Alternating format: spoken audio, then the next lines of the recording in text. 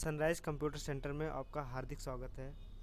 जैसे कल हमने टैली प्राइम में कंपनी बनाना सीखा था, आज उसके आगे की स्टेप सीखते हैं कि उसके आगे क्या होता है। उसके आगे हमको पता होना चाहिए कि टैली प्राइम में लेजर कैसे बनाया जाता है, लेजर कैसे क्रिएट किया जाता है, और अगर कोई मिस्टेक होती है लेजर में तो उसको कैसे सही करेंगे।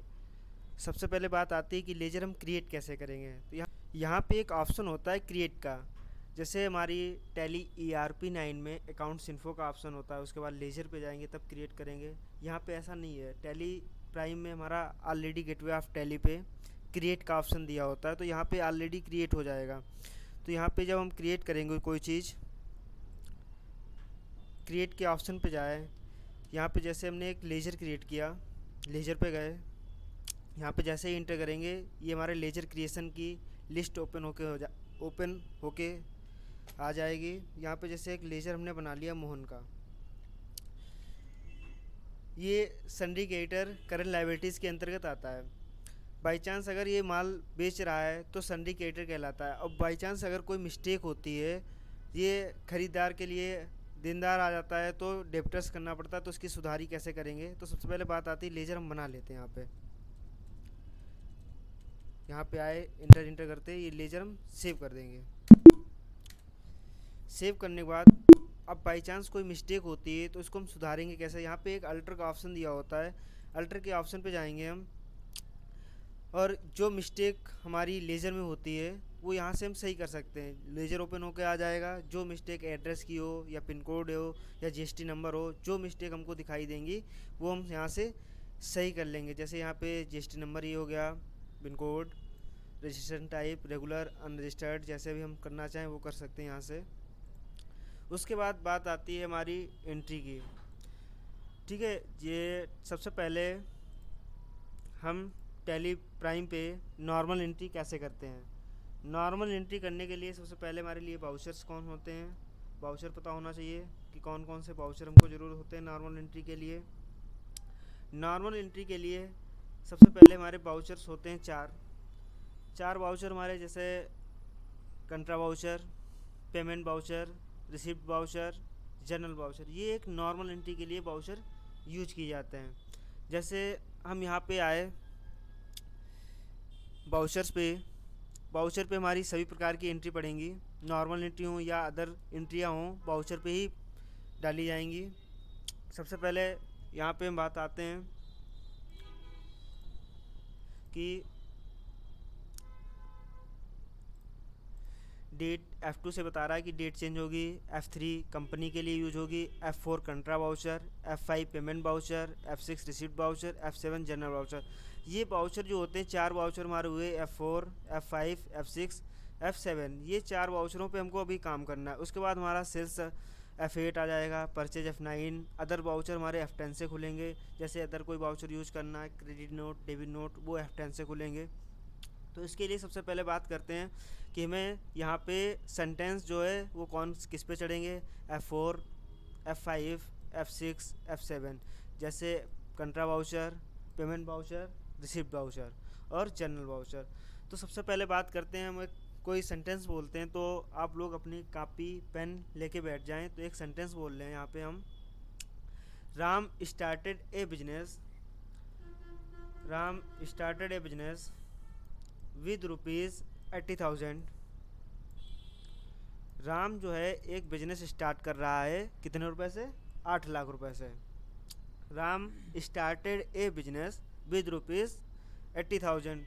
राम एक बिजनेस स्टार्ट कर रहा है 8 लाख रुपए से।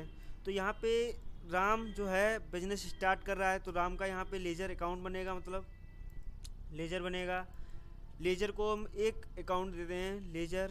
उसके बाद लेजर में अंडर किसके जाएगा, ये मान लो जब कोई बिजनेस स्टार्ट कर रहा है, यहाँ पे राम बिजनेस स्टार्ट कर रहा है, तो राम एक पर्सनल अकाउंट के अंतर्गत आता है। पर्सनल अकाउंट हमारा जो होता है वो कैपिटल अकाउंट के अंतर्गत आता है। तो यहाँ पे जो राम होगा वो कैपिटल अकाउंट के अंतर्गत आता है, क्योंकि ये बिजनेस स्टार्ट कर रहा है।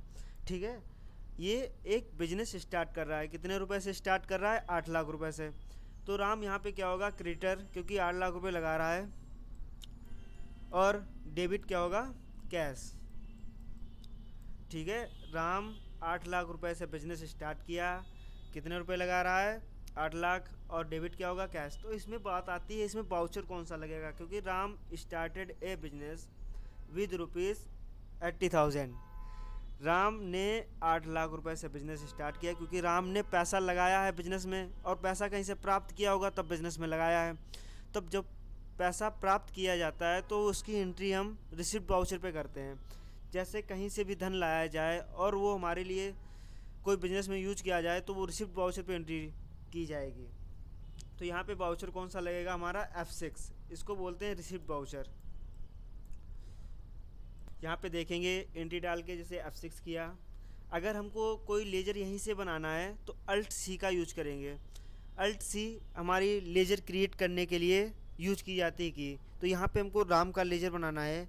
अभी जस्ट हमने बताया था कि राम, यहाँ पे देखो तुमको अंडर दिख रहा होगा, राम किसके अंतर्गत जाएगा? तो यहाँ पे अंडर ये आ रहा है, तो हमने बताया भी कैपिटल अकाउंट के अंतर्गत जाएगा, क्योंकि ये बिजनेस स्टार्ट कर रहा है। Ram started A business with ₹80,000। Ram जो बिजनेस स्टार्ट कर रहा है 8 लाख रुपए से बिजनेस स्टार्ट कर रहा है।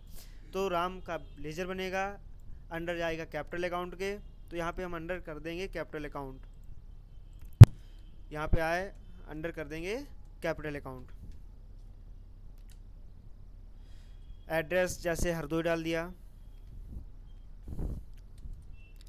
State Uttar Pradesh, pin code. उसके बाद रेगुलर रहेगा, जैसे कंज्यूमर होता है ये रेगुलर डीलर हो जाएगा। जब हमारा कोई भी बिजनेस स्टार्ट करता है जीएसटी पे आता है तो वो रेगुलर हो जाता है। उसके बाद जीएसटी नंबर इनका होता है, जीएसटी डिटेल्स यहाँ पे दी जाती हैं। वो अगर हम भरना चाहें जीएसटी नंबर से, यहाँ पे हम उसकी जीएसटी डिटेल्स भर देंगे और इसको हम इंटर करके सेव करा देंगे। अब यहाँ पे बात आ रही क्रेडिट पर कितना पैसा लगा रहा है। तो यहाँ पे क्रेडिट लिख के आ रहा है, तो यहाँ पे हम कितना पैसा भरेंगे? 8 लाख रुपए। 8 लाख रुपए वो लगा रहा है। कौन लगा रहा है? राम। इसकी एंट्री किस पे करेंगे? रिसिप्ट वाउचर पे, क्योंकि ये पैसा प्राप्त कर रहा है तभी तो बिजनेस में लगाएगा। अगर पैसा ही नहीं होगा उसके पास तो बिजनेस कैसे करेगा? नॉर्मल सी बात है।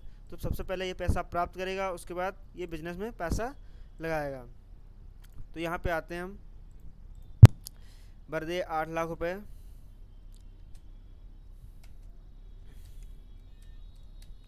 उसके बाद कैश डेबिट हो जाएगा, क्रेडिट टू डेबिट।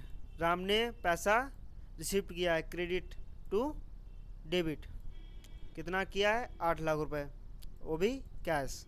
ठीक है, ये एंट्री हमारी एक पहली एंट्री होती है। राम स्टार्टेड, मतलब कोई जब बिजनेस स्टार्ट करता है तो पहली एंट्री हम रिसिप्ट वाउचर पे करते हैं। ये एंट्री ऐसे पड़ेगी यहाँ से, इसको हम इंटर करके सेव करा देंगे। अगर हमको नॉर्मली सेव कराना है तो कंट्रोल ए से भी हम सेव करा सकते हैं डायरेक्टली। अगर हमको यहाँ से सेव कराना है तो कंट्रोल ए कर देंगे, नहीं तो हम इंटर करके इसको सेव करा देंगे।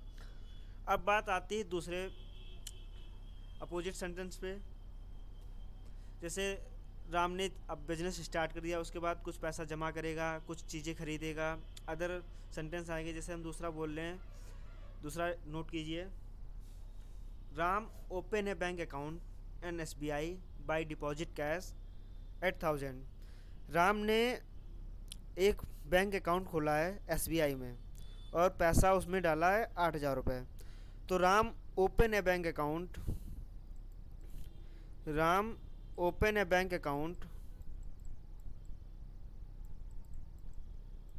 बैंक अकाउंट इन SBI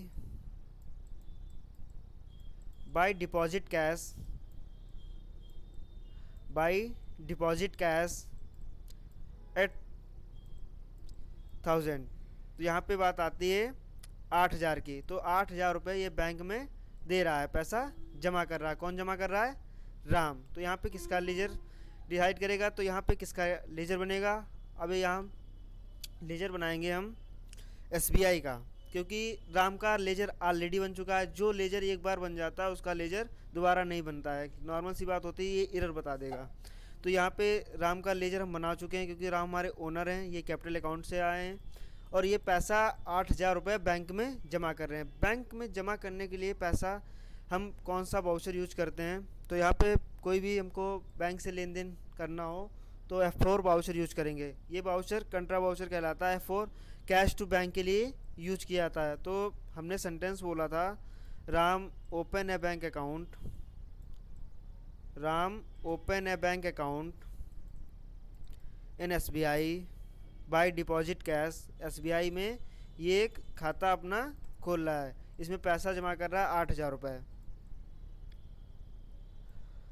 ठीक है, तो इसकी एंट्री हम स्टार्ट करते हैं। कैसे डालेंगे? F4 से हमारा कंट्रा वाउचर लगेगा। F4 किया, यहाँ पे कैश जो है कितना जमा कर रहा है 8,000 रुपये। यहाँ पे डेबिट कैश अल्ट C करके लेजर बनाएंगे SBI का। जब हम SBI का लेजर बनाएंगे तो यहाँ पे बात आती है अंडर की, बात आती है हमारी अंडर। SBI जो है किसके अंतर्गत जाएगा, क्योंकि ये बैंक का लेजर है, स्टेट बैंक ऑफ इंडिया। तो बैंक अकाउंट के जितने भी लेजर हैं वो हमारे बैंक अकाउंट के अंतर्गत ही आते हैं, ये अंडर जाएगा हमारा बैंक अकाउंट। जो भी लेजर हम बनाएंगे बैंक से संबंधित वो बैंक अकाउंट के अंतर्गत आएंगे, चाहे SHCI बैंक हो, चाहे बैंक ऑफ बड़ौदा हो, स्टेट बैंक है, तो बैंक अकाउंट के अंतर्गत आ जाएंगे। तो यहाँ पे बैंक अकाउंट कर देंगे और कुछ डिटेल्स जैसे अकाउंट नंबर, IFSC कोड, ये जो हमको पता हो वो भर देंगे। यहाँ पे IFSC कोड, बैंक ब्रांच जो भी हो वो डाल देंगे, एड्रेस कहाँ की है bank, pin code, GST number इसमें भी पड़ेगा और इसको हम सेव करा देंगे। अब ये देखोगे तो बैंक में पैसा ट्रांसफ़र हो गया है 8,000 रुपये। कितना ट्रांसफ़र हुआ ये आपको दिख रहा है, 8,000 रुपये डेबिट होगा बैंक में। ठीक है, क्रेडिट टू डेबिट, बैंक में 8,000 रुपये डेबिट हो गए हैं।